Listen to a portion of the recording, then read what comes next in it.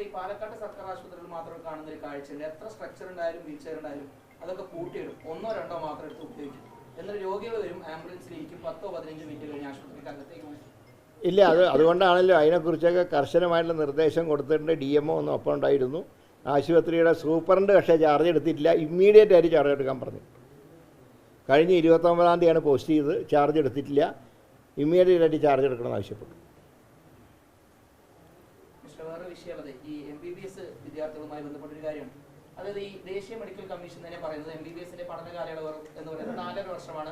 ആ 4.5 വർഷത്തേക്കുള്ള ഫീസേ വാങ്ങാൻ പാടുള്ളൂ. അപ്പോൾ ഞങ്ങൾ ഞാൻ പറയാം, ഈ വർഷവും തുടർന്നുള്ള വർഷങ്ങളിലും അത്രയേ വാങ്ങാൻ പാടുള്ളൂ എന്ന് പറഞ്ഞ് സർക്കാർ ഉത്തരവ് ഇറക്കി. പിന്നെ മുൻ വർഷം ഇറക്കി. പക്ഷേ മുൻ വർഷങ്ങളുടെ കാര്യം ഇപ്പോൾ പറയാൻ നിവർത്തിയില്ല. കാരണം കോടതിയിൽ സ്റ്റേ ഉണ്ട്, മാനേജ്മെൻറ്റിൽ സ്റ്റേ പോയിട്ടുണ്ട്, രക്ഷിതാക്കൾ പോയിട്ടുണ്ട്. അതിൻ്റെ തീരുമാനം പറഞ്ഞാൽ കുട്ടികൾ കൊടുത്ത ഫീസ് തിരിച്ചു കൊടുക്കണമെങ്കിൽ ഇപ്പോൾ ഞങ്ങൾക്ക് മാർഗ്ഗമില്ല, കാരണം കോടതിയുടെ സ്റ്റേ ആണ്. എന്നാൽ നിലവിൽ പഠിക്കുന്ന കുട്ടികൾക്കും ഇനി പഠിക്കാൻ പോകുന്ന കുട്ടികൾക്കും 4.5 വർഷത്തെ ഫീസ് മാത്രമേ വാങ്ങാവൂ എന്ന് പറഞ്ഞ് സർക്കാർ ഉത്തരവ് ഇറക്കിയിട്ടുണ്ട്. രക്ഷിതാക്കളുടെ കാര്യം ആവശ്യപ്പെടുന്നുണ്ട് സർക്കാരിനോടും ആരോഗ്യ വകുപ്പ് മന്ത്രിയോടും.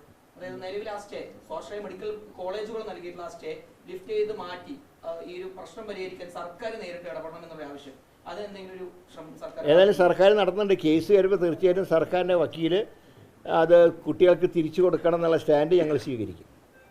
ഇപ്പം സ്റ്റേ കൊടുത്തിട്ടേ ഉള്ളൂ.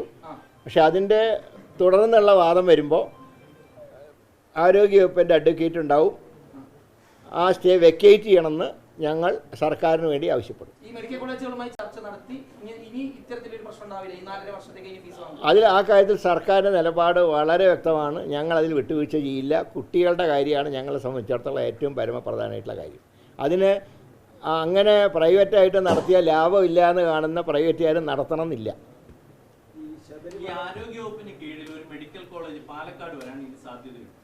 ഇപ്പം അതിനെക്കുറിച്ച് ആലോചിച്ചിട്ടില്ല. നിലവിലുള്ള മെഡിക്കൽ കോളേജിൻ്റെ സൗകര്യം വർദ്ധിപ്പിക്കാൻ ആ ഡിപ്പാർട്ട്മെൻറ്റ് ശ്രമിക്കുന്നു എന്നാണ് ഞാൻ മനസ്സിലാക്കിയത്. അതിനുവേണ്ട എല്ലാ സഹായവും ഞങ്ങൾ ചെയ്തു കൊടുക്കാം.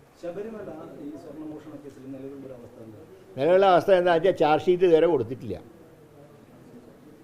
SIT ഇതുവരെ ചാർജ് ഷീറ്റ് കൊടുത്തിട്ടില്ല. ഞങ്ങൾക്കാണെങ്കിൽ വേറെ അന്വേഷണം പ്രഖ്യാപിക്കാനും നിവൃത്തിയില്ല. അതുകൊണ്ടാണ് ഞാൻ ചില പരാമർശങ്ങൾ നടത്തിയത്. എന്ന് വിചാരിച്ച് ഞങ്ങളാരും കോട്ടലക്ഷ്യ നടത്തുന്നവരല്ല. പക്ഷേ പറയാതെ ഇരിക്കാൻ നിവൃത്തിയില്ല. ഇത്രയൊരു കൊള്ള കൺമുമ്പിൽ നടന്നിട്ട് അന്വേഷിക്കാൻ കഴിയാത്തൊരവസ്ഥ എന്ന് പറഞ്ഞാൽ സർക്കാരിനെ സംബന്ധിച്ച് വളരെ ദുഃഖകരമായിട്ടുള്ള കാര്യമാണ്. അതുകൊണ്ട് ഒന്നുകിൽ നടപടികൾ ത്വരിതപ്പെടുത്തുക, അത് കോടതി ഇടപെട്ടാലേ പറ്റൂ. ഞങ്ങൾക്ക് SITയുടെ മേലെ ഒരു നിയന്ത്രണവുമില്ല. ഞങ്ങൾക്ക് റിപ്പോർട്ട് ചെയ്യേണ്ടതെന്നാണ് ഹൈക്കോടതി പറഞ്ഞിട്ടുള്ളത്. പിന്നെ ഞങ്ങളെങ്ങനെ ഇടപെടും? ഇടപെട്ടാൽ കോട്ടലക്ഷ്യമാവും. ഇപ്പോൾ ഇങ്ങനെ ചാർജ് ഷീറ്റ് കൊടുക്കാൻ വൈകിയാൽ ഓരോ ദിവസവും കട്ടവർ തെളിവ് നശിപ്പിക്കും. ഇപ്പം കക്കാൻ മിടുക്കരായിട്ടുള്ളവർക്ക് തെളിവ് നശിപ്പിക്കാനും പറ്റും. അതിനവർക്ക് ദൗർഭാഗ്യവശാൽ അതിന് സമയം കിട്ടിയവർക്ക്. ഹൈക്കോടതിയുടെ മേൽനോട്ടമല്ല, സംസ്ഥാന സർക്കാരിന് കുറച്ചൊരു സ്വാതന്ത്ര്യമാണ്. തെറ്റ് ചെയ്തവനെ കണ്ടുപിടിച്ച് ശിക്ഷിക്കാനുള്ള അവകാശം ജനങ്ങളാൽ തിരഞ്ഞെടുക്കപ്പെട്ട സർക്കാരിന് വേണം. ഞങ്ങൾ അതാണ് ആവശ്യപ്പെടുന്നത്. ശരി എന്നാൽ അല്ല, ഞങ്ങൾ അതിൻ്റെ നിയമവശങ്ങൾ പരിശോധിക്കുന്നുണ്ട്. ക്യാബിനറ്റിൽ അത് സംബന്ധിച്ച് ചർച്ച ചെയ്യുന്നുണ്ട്. ക്യാബിനറ്റിൽ ചർച്ച ചെയ്യണമല്ലോ. കാരണം ഇത്രയും ഒരു പ്രമാദമായിട്ടുള്ള വിഷയം വരുമ്പോൾ ക്യാബിനറ്റിൽ വിഷയം ചർച്ച ചെയ്യണം. ചർച്ച ചെയ്യപ്പെടും. Okay, thank you.